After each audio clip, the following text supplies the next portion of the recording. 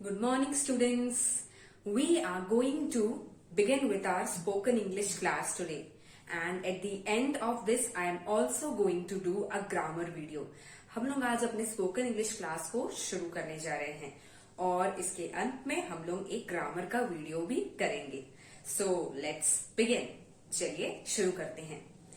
Firstly, we are going to see the daily dialogues. यानी कि दिनचर्या में जो हम कॉन्वर्जेशन करते हैं वो हम कैसे बात करते हैं, तो हम उसके लिए we are going to see the daily dialogues. First dialogue is mummy please pass me the chapati. Just imagine कि आप डाइनिंग टेबल पे बैठे हुए हैं और रोटी का जो कैसरोल है जिसमें रोटी रखी रहती है वो दूर रखा हुआ है. So you are asking your mummy to pass that casserole to you. तो आप कैसे बोलेंगे? Mummy please pass me the chapati. यहाँ पे मैं एक टिप आपको बताना चाहती हूँ कि नेटिव इंग्लिश एक्सेंट में ही हम अपना स्पोकन इंग्लिश प्रैक्टिस करेंगे. नेटिव इंग्लिश का मतलब अमेरिका और ऐसी सारी कंट्रीज जहाँ पे फर्स्ट लैंग्वेज इंग्लिश होता है उनका एक्सेंट अलग होता है, उसी को नेटिव इंग्लिश बोलते हैं. अगर मैं वर्ड नेटिव इंग्लिश को नेटिव इंग्लिश में बोलूं तो मैं ऐसे बोलूंगी, native English. Native English sound बिल्कुल डिफरेंट हो जाता है. चलिए ये वाला एक बार फिर से रिवाइज करते हैं. Let's revise this daily dialogue once again. Mummy please pass me the chapati. Mummy please मुझे वो चपाती का डब्बा इस तरफ कर दीजिए. Let's see the dialogue number 2. Are you ready? So say oh yes yes yes yes yes and keep a smile on your face like you have right now. Dialogue number 2 is every morning before breakfast I brush my teeth. हर सुबह नाश्ते के पहले मैं मंजन करता हूँ या brush करता हूँ. Every morning before breakfast I brush my teeth. हर सुबह नाश्ते के पहले मैं मंजन करता हूँ. So you can understand it as कोई अपना रूटीन बता रहा है डेली का, तो उसमें वो ऐसे शुरुआत कर सकता है. Let's see the dialogue number 3. Are you ready? The dialogue number 3 is How are your spoken English classes going on? आपकी spoken English classes कैसी जा रही हैं? How are your spoken English classes going on? आपकी spoken English classes कैसी जा रही है? सपोज अगर आप क्लास में आए और कोई आपसे फीडबैक लेना चाह रहा है कि how are they going on? Are you enjoying the classes? Are you able to understand what is being taught in the class? अगर कोई पूछ रहा है तो आप ऐसे क्वेश्चन कर सकते हो किसी से. And if you want to reply, how will you reply to this question? It will be oh it's going on really well. Oh it's going on really well. अरे वाह वो तो बहुत अच्छी जा रही है. अरे वो तो बहुत अच्छी जा रही है. Okay, now let's see the dialogue number 4. Just imagine that you didn't go to school and your teacher asks you why couldn't you come yesterday. Okay? अगर आपकी टीचर आपसे पूछती है कि आप कल क्यों नहीं आ पाए, तो आप कैसे रिप्लाई करोगे? Ma'am, I couldn't attend the class as I had a flu. Ma'am, I couldn't attend the class because I had a flu. Okay? तो इसका मतलब क्या है? मैम मैं कल की क्लास इसीलिए नहीं अटेंड कर पाया क्योंकि मुझे बुखार था. बुखार को इंग्लिश में फ्लू बोलते हैं, FLU, फ्लू. चलिए एक बार फिर से इसको रिवाइज करते हैं. Ma'am I couldn't come to class because I had flu.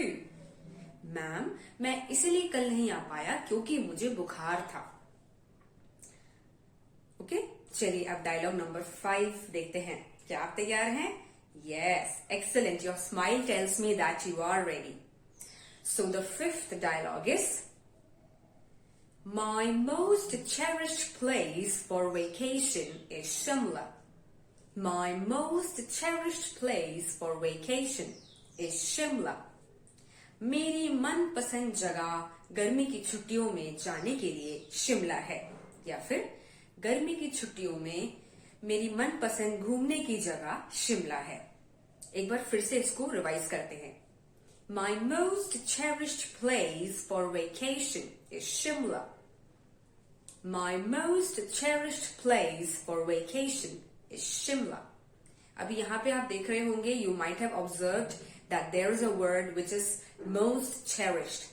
Most cherished. Now what does that mean? Most cherished का मतलब क्या होता है? Most cherished means favorite. It is another word for favorite. Favorite के लिए दूसरा word हम most cherished use कर सकते हैं. तो हमने अपने 5 डायलॉग्स देख लिए.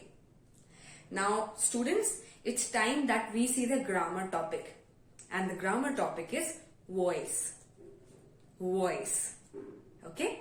So there are 2 types of voices. Okay? One is the active voice. One is the passive voice. So you can say active, passive, active, passive. What does voice mean? Voice tells us what does the subject in a sentence do. अब ये subject का मतलब क्या होता है? What does the subject mean? Subject is somebody who does action.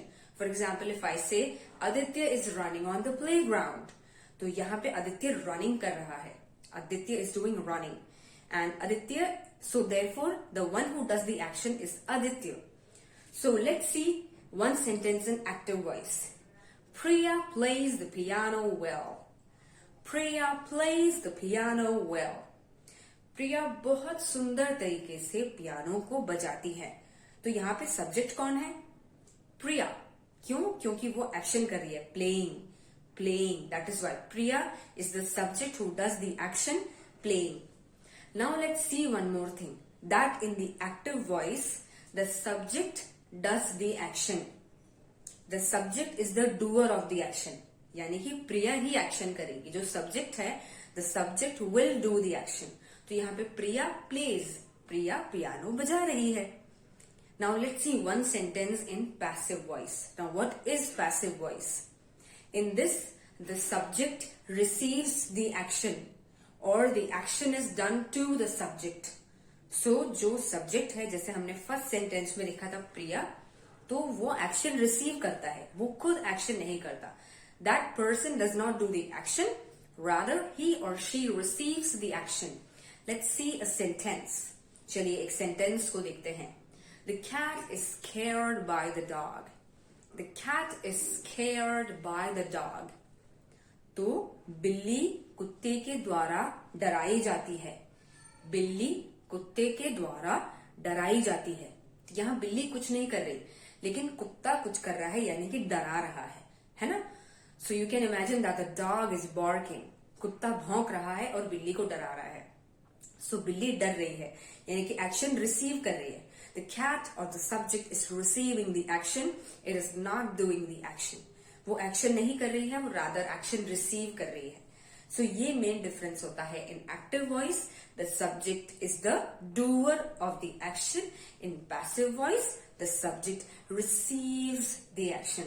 तो आप ऐसे कर सकते हैं. Doer of the action receives the action. Doer of the action receives the action. तो ये दोनों डिफरेंस होता है एक्टिव और पैसिव वॉइस में. Let me give you one sentence as homework. Kirti plucks gooseberries from the tree. Kirti पेड़ से आंवले तोड़ रही है. कीर्ति plucks the gooseberries from the tree. Kirti पेड़ से आंवले तोड़ रही है. तो आप इस सेंटेंस को क्या बोलोगे?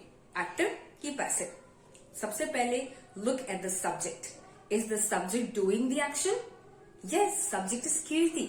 And yes, she is doing the action, plucking the gooseberries. Avla tod rahi hai. So active voice.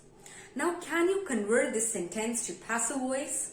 क्या आप इसको passive voice में convert कर सकते हैं, जहां पे कीर्ति action ना करे, बल्कि action receive करे? So the gooseberries are plucked by Kirti. The gooseberries are plucked by Kirti. यानी कि आंवला कीर्ति के द्वारा तोड़ा जाता है. आंवला कीर्ति के द्वारा तोड़ा जाता है. तो जो सेंटेंस में ऑब्जेक्ट था, अब वो एक्शन कर रहा है. कीर्ति सिर्फ एक्शन रिसीव कर रही है. Subject is only receiving the action. And which is the action in the sentence? इस सेंटेंस में एक्शन क्या है? Yes, it is plucking. So students, I hope you have understood both the topics, daily dialogues and second, the grammar topic. So you do the homework and we are going to meet in the next class. Thank you students. Thank you for attending the class and see you. Bye-bye.